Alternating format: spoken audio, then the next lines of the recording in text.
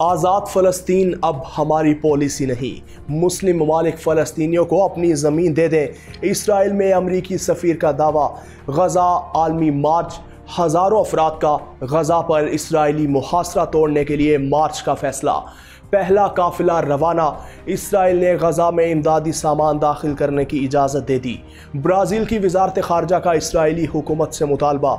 وسطی غزہ میں امدادی مرکز کے قریب اسرائیلی فائرنگ، 13 فلسطینی شہید، 200 سے زائد زخمی۔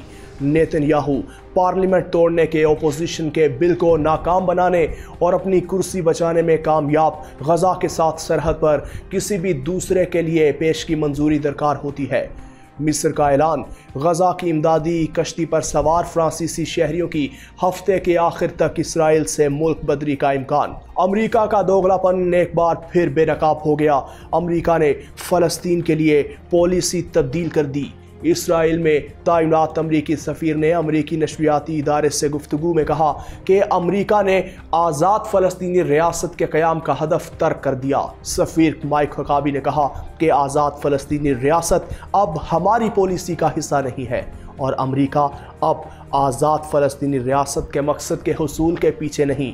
سفیر نے واضح کہا کہ امریکہ اب ایک آزاد فلسطینی ریاست کے مقصد کی پیروی نہیں کر رہا، جسے تجزیہ کار امریکی مشرق وسطیٰ کی سفارتکاری کا سب سے واضح ترک قرار دیتے ہیں۔ بلومبرگ نیوز کے ساتھ انٹرویو کے دوران یہ پوچھے جانے پر کہ کیا فلسطینی ریاست امریکی پالیسی کا مقصد بنی ہوئی ہے تو انہوں نے جواب دیا کہ میں ایسا نہیں سوچتا۔ بی بی سی کے ساتھ ایک الگ انٹرویو میں حقابی نے کہا، مسلم ممالک کے پاس اسرائیل کے زیر کنٹرول زمین کا 644 گنا زیادہ ہے، اس لیے اگر فلسطینی ریاست کی ایسی خواہش ہو تو کوئی ایسا ہو جو کہے کہ ہم اس کی میزبانی کرنا چاہتے ہیں۔ جب مغربی کنارے میں فلسطینیوں کی امنگوں پر دباؤ ڈالا گیا، جہاں 30 لاکھ فلسطینی اسرائیلی قبضے میں رہتے ہیں، حقابی نے اسرائیلی حکومت کی اصلاحات کو استعمال کرتے ہوئے پوچھا، کیا یہ یہودیہ اور سامریہ میں ہونا ضروری ہے؟ مائک حقابی نے مقبوضہ مغربی کنارے میں فلسطینیوں کے خلاف پرتشدد اقدامات کے خلاف اسرائیلی وزیروں پر پابندیاں لگانے پر امریکی اتحادیوں، برطانیہ اور آسٹریلیا پر بھی سخت تنقید کی۔ دوسری جانب امریکی محکمہ خارجہ نے امریکی سفیر کے بیان پر کہا کہ یہ امریکی سفیر کی ذاتی رائے ہے، جبکہ وائٹ ہاؤس نے 2 ریاستی حل کے حوالے سے صدر ڈونلڈ ٹرمپ کے ایک سابقہ بیان کا حوالہ دیا جس میں انہوں نے امریکہ کے غزہ پر قبضے کی تجویز پیش کی تھی۔ اس تجویز کی عالمی سطح پر انسانی حقوق کی تنظیموں نے سخت مذمت کی تھی۔ غزہ پر جاری اسرائیلی محاصرہ ختم کروانے اور دنیا کی توجہ اسرائیلی مظالم کی طرف دلانے کے لیے دنیا بھر سے ہزاروں افراد نے مصر کے رفح بارڈر کی طرف مارچ کا فیصلہ کیا۔ غزہ پر جاری اسرائیلی مظالم کو روکنے کے لیے دنیا بھر کے 50 ممالک سے انسانی حقوق کے کارکنان سمیت دیگر ہزاروں افراد نے مصر اور غزہ کے درمیان واقع رفح بارڈر کی طرف مارچ کا فیصلہ کیا۔ عرب میڈیا کے مطابق غزہ گلوبل مارچ کے عنوان سے شروع کی گئی اس تحریک کا پہلا قافلہ، جو تقریباً 1000 افراد پر مشتمل ہے، تیونس سے روانہ ہونے کے بعد گزشتہ روز لیبیا پہنچا تھا۔ تیونس سے نکلنے والے قافلے کے منتظمین کا بتانا ہے کہ یہ قافلہ شمالی افریقہ کی 5 ریاستوں تیونس، الجزائر، مراکش، موریتانیہ اور لیبیا سے تعلق رکھنے والے افراد پر مشتمل ہے۔ رپورٹ کے مطابق آج یہ قافلہ جب مصر کے دارالحکومت قاہرہ پہنچا تو وہاں دنیا بھر کے 50 ممالک سے ہزاروں لوگ جمع تھے، جس کے بعد مصر اور غزہ کے درمیان واقع رفح بارڈر کی طرف مارچ کیا جائے گا۔ غزہ میں اکتوبر 2023 سے جاری اسرائیلی حملوں میں اب تک 54,000 سے زائد فلسطینی شہید ہو چکے، جبکہ 1,26,000 زخمی ہیں۔ دوسری جانب اسرائیل نے غزہ ڈیل توڑنے کے بعد سے ہی غزہ کا محاصرہ کر رکھا ہے، جس کے باعث لوگوں کے پاس کھانے پینے کی اشیاء کا ذخیرہ بھی ختم ہو چکا۔ برازیل کی وزارت خارجہ نے اسرائیلی حکومت سے مطالبہ کیا ہے کہ وہ غزہ کے لیے امداد لے جانے والی کشتی سے اغوا کیے گئے انسانی حقوق کے کارکنوں کو فوری رہا کرے۔ اسرائیلی حکومت کے ہاتھوں غزہ کی پٹی کے لیے انسانی امداد لے جانے والی کشتی سے انسانی حقوق کے کارکنوں کے اغوا کے بعد برازیل کی جانب سے احتجاجی رد عمل سامنے آیا۔ برازیل کی وزارت خارجہ نے کہا کہ ہم اسرائیلی بحریہ کی طرف سے میڈلین کشتی کو قبضے میں لینے کے بارے میں قریب سے مشاہدہ کر رہے ہیں، جو غزہ کو انسانی امداد پہنچانے کے لیے فلسطینی ساحل کی طرف جا رہی تھی۔ الجزیرہ نے وزارت کے حوالے سے کہا کہ ہم اسرائیلی حکومت سے میڈلین پر سوار کارکنان کو رہا کرنے کا مطالبہ کرتے ہیں، جن میں برازیلی شہری تھیاگو ایویلا بھی شامل ہے۔ بیان میں مزید کہا گیا کہ اسرائیل کو ایک قابض طاقت کے طور پر اپنی ذمہ داریوں کے مطابق فلسطینی علاقوں میں انسانی امداد کے داخلے پر عائد تمام پابندیاں فوری طور پر ہٹانی چاہیے۔ جمعرات کے روز اسرائیلی فوج کی فائرنگ سے غزہ کے وسطی علاقے میں واقع امدادی مرکز کے قریب 13 فلسطینی شہید اور 200 سے زائد زخمی ہو گئے۔ فلسطینی خبر رساں ایجنسی نے غزہ کی طبی ذرائع کے حوالے سے بتایا کہ یہ واقعہ نیٹزاریم کے قریب امدادی اشیاء کی تقسیم کے مرکز کے اطراف پیش آیا، جہاں اسرائیلی فوج نے براہ راست فائرنگ کی۔ ایک روز قبل بھی اسی مقام پر اسرائیلی حملے میں 28 فلسطینی شہید ہوئے تھے، جی ہاں 28 فلسطینی، جبکہ درجنوں زخمی بھی ہوئے ہیں۔ گزشتہ دنوں کے دوران اسرائیلی فوج نے رفح اور وسطی غزہ میں متعدد امدادی مراکز کو نشانہ بنایا، جس کے نتیجے میں درجنوں افراد جان کی بازی ہار گئے، سینکڑوں افراد زخمی بھی ہوئے۔ اقوام متحدہ نے ان واقعات کو زبردستی نقل مکانی پر مجبور کرنے اور ممکنہ نسلی تزہیر کی حکمت عملی قرار دیا ہے۔ اعداد و شمار کے مطابق 27 مئی سے اب تک اسرائیلی حملوں میں امدادی مراکز پر 140 فلسطینی شہید اور سینکڑوں زخمی ہو چکے۔ عالمی درندہ صفت نیتن یاہو پارلیمنٹ توڑنے کی اپوزیشن کے بل کو ناکام بنانے اور اپنی کرسی بچانے میں کامیاب ہو گیا۔ اسرائیلی پارلیمنٹ میں ارکان کی اکثریت نے اپوزیشن کے پارلیمنٹ کو قبل از وقت برخاست کرنے سے متعلق پیش کردہ بل کو مسترد کر دیا۔ اپوزیشن کی طرف سے پیش کیا گیا بل جمعرات کے روز اکثریتی ووٹوں سے ناکام کیا گیا ہے۔ اپوزیشن کا پارلیمنٹ کو برخاست کیے جانے کے بل کی منظوری کی صورت میں نئے انتخابات کرا کے نئی پارلیمنٹ وجود میں لانا لازم ہو جاتا ہے۔ تاہم اسرائیلی وزیر اعظم نیتن یاہو اور ان کے اتحادیوں کی حکومت بچ گئی ہے۔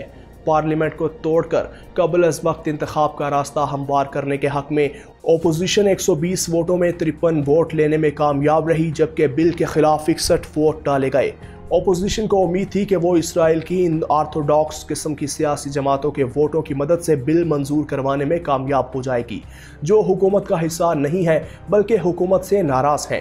یہ جماعتیں بعض انتہائی مذہبی ایشوز پر نیتن یاہو سے خفا چلی آ رہی ہیں۔ اسرائیل کی اپوزیشن جماعتیں بنیادی طور پر بائیں بازو کی اور سینٹرسٹ جماعتوں پر مشتمل ہے۔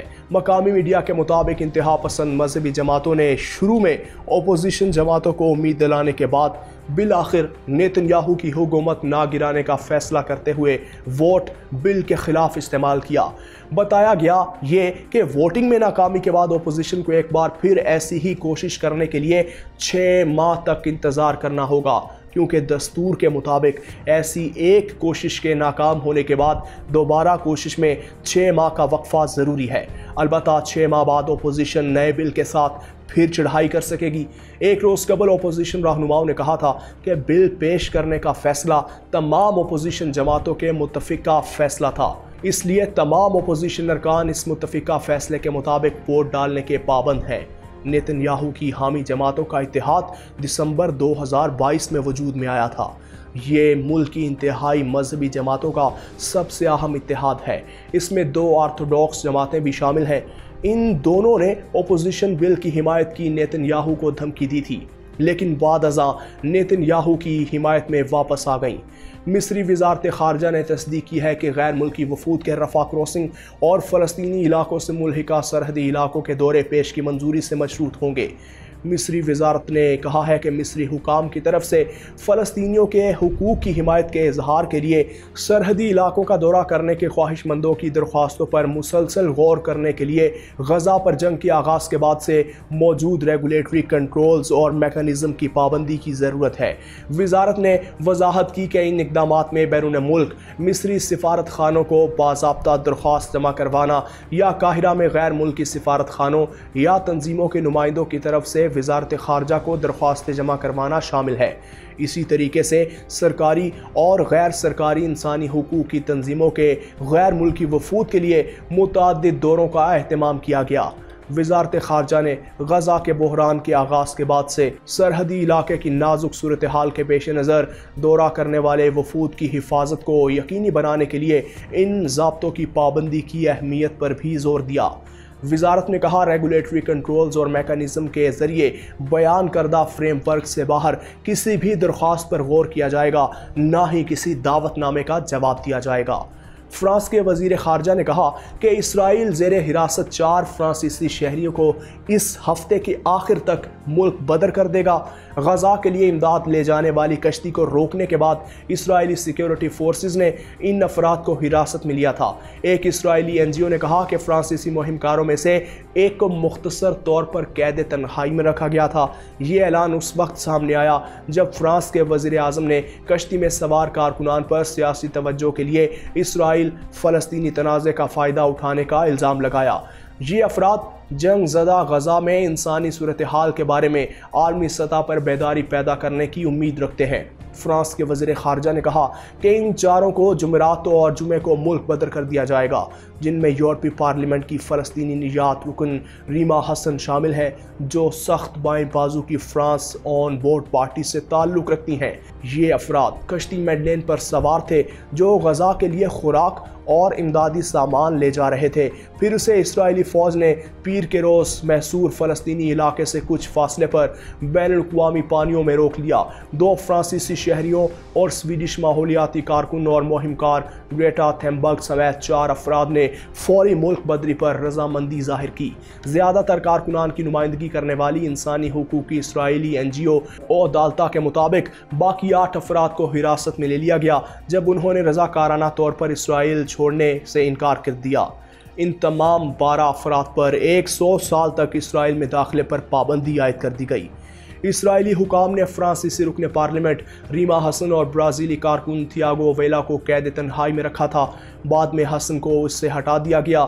ایک بیان میں کہا گیا کہ اسرائیلی حکام نے 2 رضاکاروں برازیلین تھیاگو ویلا اور یورپی پارلیمنٹ کی فرانسیسی فلسطینی رکن ریما حسن کو دوسروں سے الگ جیل میں منتقل کر دیا اور قید تنہائی میں رکھا۔ NGO نے بعد میں کہا کہ حسن کو تل ابیب کے قریب الرملہ میں واقع گیون جیل میں واپس منتقل کر دیا، جبکہ اویلا کو تنہائی میں رکھا گیا۔ جب تبصرہ کرنے کے لیے کہا گیا تو اسرائیل کی جیل اتھارٹی نے AFP کو وزارت خارجہ کی طرف بھیج دیا، جس نے کہا کہ وہ رپورٹس کی جانچ کر رہی ہے۔ عدالت نے کہا کہ حسن کو جیل کی دیوار پر آزاد فلسطین لکھنے کے بعد قید تنہائی میں ڈال دیا گیا تھا۔ NGO نے کہا کہ برازیلی کارکن ایویلا کو بھوک پیاس کی مسلسل ہڑتال کی وجہ سے تنہائی میں رکھا گیا تھا، جو انہوں نے 2 دن پہلے شروع کی تھی۔ ان سے جیل حکام نے بھی جارحانہ سلوک کیا ہے، اگرچہ معاملہ جسمانی حملے تک نہیں پہنچا۔ پارلیمنٹ میں حسن کی LFI پارٹی کی رہنما میتھلیڈ پانوٹ نے کہا کہ فرانس کے وزیر اعظم فرانسو بائرو اسرائیل کے اقدامات کی مذمت کرنے میں ناکام رہے ہیں۔ پارٹی کے سربراہ لوک میلنشن نے بائرو پر فرانسیسی قیدیوں کو تنہا چھوڑ دینے کا الزام لگایا اور صدر ایمینوئل میکرون سے مداخلت کرنے کا مطالبہ کیا۔ بائرو نے اسمبلی میں جواب دیا، ان کارکنان نے عالمی سطح پر وہ اثر پیدا کیا جو وہ چاہتے تھے، لیکن یہ انسانوں کو بطور آلہ استعمال کرنے کی ایک شکل ہے جس کی ہمیں حمایت نہیں کرنی چاہیے۔ انہوں نے مزید کہا، سفارتی کارروائی اور اسرائیلی حکومت پر دباؤ ڈالنے کے لیے متعدد ریاستوں کو یکجا کرنے کی کوششوں کے ذریعے ہم تنازع کا واحد ممکنہ حل حاصل کر سکتے ہیں۔ وزیر خارجہ باروٹ نے بھی پانوٹ کی تنقید کو مسترد کرتے ہوئے کہا کہ ہراسانی اور بدنامی کے باوجود فرانسیسی حکام کے قابل ستائش عمل نے صورتحال کا تیزی سے حل ممکن بنایا۔ فرانس اور سعودی عرب اس ماہ کے آخر میں نیو یارک میں فلسطینی ریاست کو تسلیم کرنے اور تنازع کے نام نہاد 2 ریاستی حل تک پہنچنے کے اقدامات کے سلسلے میں اقوام متحدہ کے اجلاس کی مشترکہ میزبانی کر رہے ہیں۔ غزہ میں مزید انسانی امداد کی اجازت دینے کے لیے اسرائیل کو بڑھتے ہوئے دباؤ کا سامنا ہے۔ اقوام متحدہ نے خبردار کیا ہے کہ غزہ کی پوری آبادی کو قحط کا خطرہ درپیش ہے۔ اسرائیل کے وزیر دفاع اسرائیل کارٹرز نے بدھ کے روز مصر سے مطالبہ کیا کہ وہ سینکڑوں فلسطینی حامی کارکنان کے قافلے کو غزہ پہنچنے سے روکے جو لیبیا کے دارالحکومت طرابلس پہنچ گیا۔ غزہ پر اسرائیلی حملوں میں اب تک 55,000 سے زائد فلسطینی شہید ہو چکے۔ جنگ کو 1.5 سال سے زیادہ عرصہ گزر چکا۔ اس سے تاریخی انسانی کا ایک عظیم انسانی المیاب اور بحران پیدا ہوا ہے جو بدستور جاری ہے۔ تو ویورز، آپ غزہ اور فلسطین میں اسرائیلی دہشت گردی کی تازہ ترین صورتحال کے بارے میں کیا رائے رکھتے ہیں؟ کمنٹ سیکشن میں ہمیں ضرور بتائیے گا۔ مجھے دیجیے اجازت، اللہ حافظ۔